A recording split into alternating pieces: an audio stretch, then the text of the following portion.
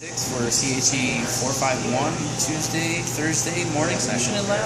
Our first experiment is our constant stir tank reactor and also studying the effects of a plug flow reactor. Right here we have our apparatus, we have our active pump, we have our lines to run our fluid through, and we have our plug flow reactor as well as our constant stir tank reactor. Right now they are connected in line, and we want to demonstrate the behavior as the fluid passes through, and we're going to add food coloring to simulate the behavior of the tracer passing through this system. Right now we are going to add our solution of food coloring into the system, and if we pan left we can see how this behaves as it flows through the system.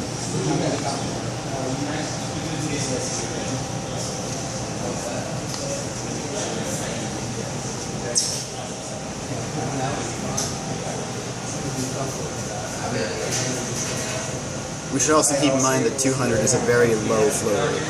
This is just a brief demonstration of how this is behaving, and what our goal is to model our observed behavior in all our experiment runs to ideal flow in what is textbook example for a plug flow reactor or a constant stir tank reactor. In retrospect, this can also be a great way to measure volume.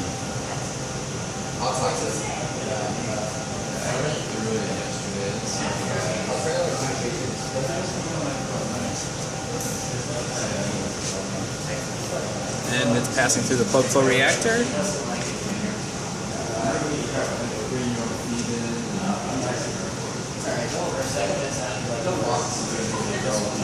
And it's just about to reach the constant stir tank reactor.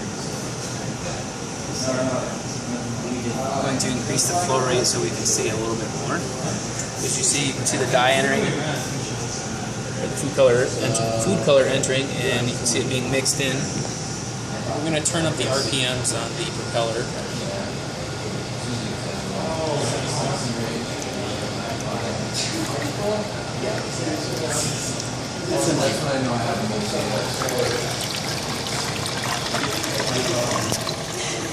Increase the flow rate and the RPM so we can see how this behaves.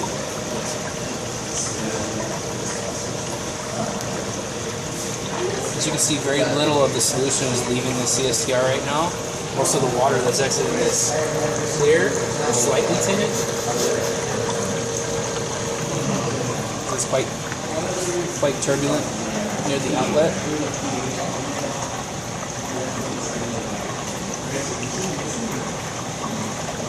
The tracer solution would show a change in conductivity on the LabQuest meter. We'd be graphing that with a spike or with a step to see it as a function of flow rate or as a function of the RPM speed on the propeller.